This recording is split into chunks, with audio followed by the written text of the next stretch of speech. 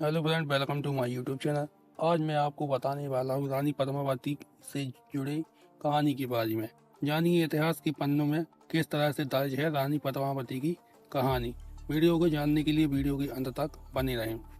चित्तौड़गढ़ की रानी पद्मावती का वर्णन जितना अधिक मलिक मोहम्मद जायसी की साहित्य में है, उतना अधिक और कहीं नहीं दिखाई देती है। हिंदी साहित्य के प्रामाणिक इतिहास के मुताबिक जायसी प्रेम मार्गी सूफी संत से पद्मावती की रचना में उन्होंने नायक रतन सेन और नायिका पद्मावती की प्रेम गाथा के जरिए प्रेम साधना का संदेश दिया है।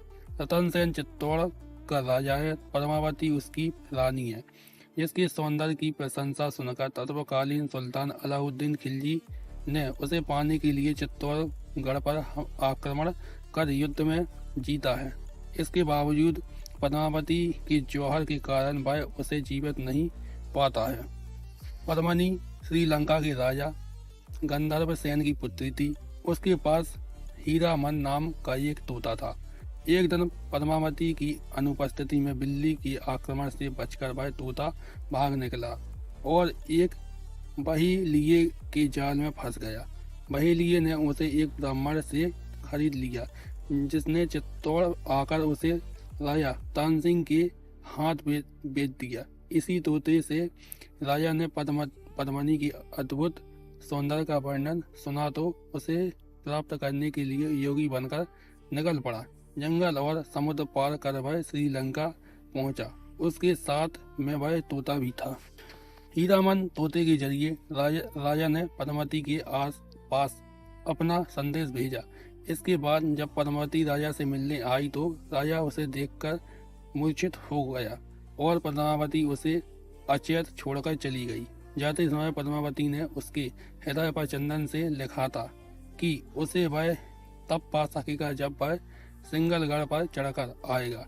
इसके बाद राजा ने तोते के बताए गुप्त मार्ग से सिंगलगढ़ में प्रवेश किया। यह सूचना मिलने पर गंधर्व सेन ने रतन सिंह को पकड़वाकर सूली पर चढ़ाने का आदेश दिया, लेकिन जब हीरामन से रतन सिंह के बारे में पता चला तो उसने पद्मावती का विवाह उसके साथ कर दिया।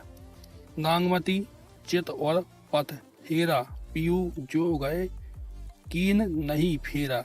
राजा रतन सिंह पहले से विवादित था और उसकी रानी का नाम नागमती था। राजा की लंबे समय तक न लौटने पर वह विरह से व्याकुल हो उठी। राह देखते देखते 12 मासा बीत गया। इस 12 मासा का जायसी से बहुत ही खूबसूरत वर्णन किया। चैत बसंता हो धमारी मोही लेके संसार उजारी।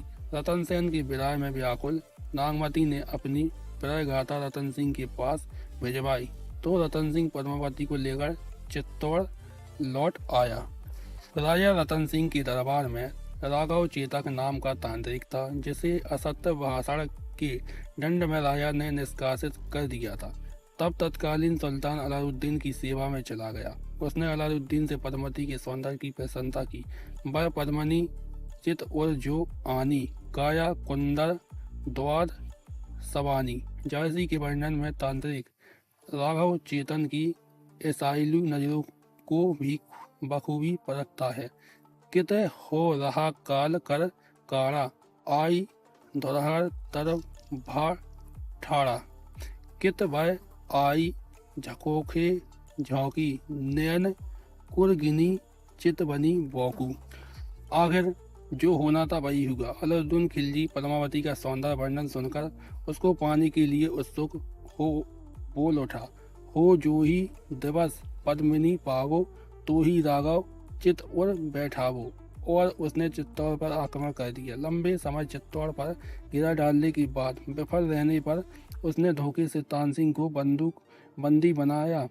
उसने संदेश भेजा, जिसके लिए रतन सिंह अलाउद्दीन को विदा करने के लिए गढ़ के बाहर निकला और अलाउद्दीन उसे बंदी बनाकर दिल्ली ले गया।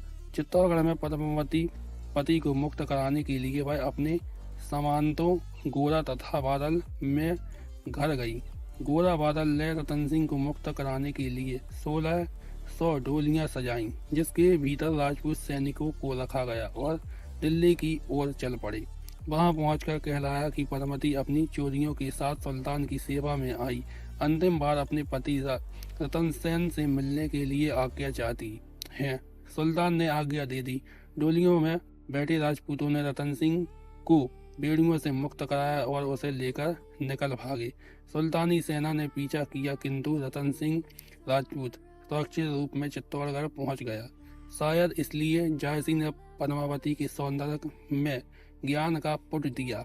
चतुर्वेद मत सब ओही पाया, ऋग जुजु सायम अथर्वण माया। इतिहासकार बताते हैं कि जिस समय राजा तानसेन दिल्ली में बंदी था, तभी कुंभलनेर के राजा देवपाल ने पद्मावती के पास प्रेम प्रस्ताव किया था। रतन सिंह से मिलने पर जब पद्मावती ने उसे यह घटना सुनाई, वह चित्तौड़गढ़ के कुंभलनेर जा पहुंचा। वहां उसने देवपाल को द्वंद्व युद्ध के लिए ललकारा। उस युद्ध में वह देवपाल से बुरी तरह आहत हुआ और यद्यपि वह उसको मारकर चित्तौड़गढ़ लौटा, किंतु देवपाल से मिले घाव से घर पहुंचते ही मृत्यु हो गई। पद्मावती और नागमती ने उसके शव के साथ चितारोहण किया। अलाउद्दीन भी रतन सिंह का पीछा करता हुआ चित्तौड़गढ़ पहुंचा, लेकिन उसे पद्मावती की चिता की राख मिली।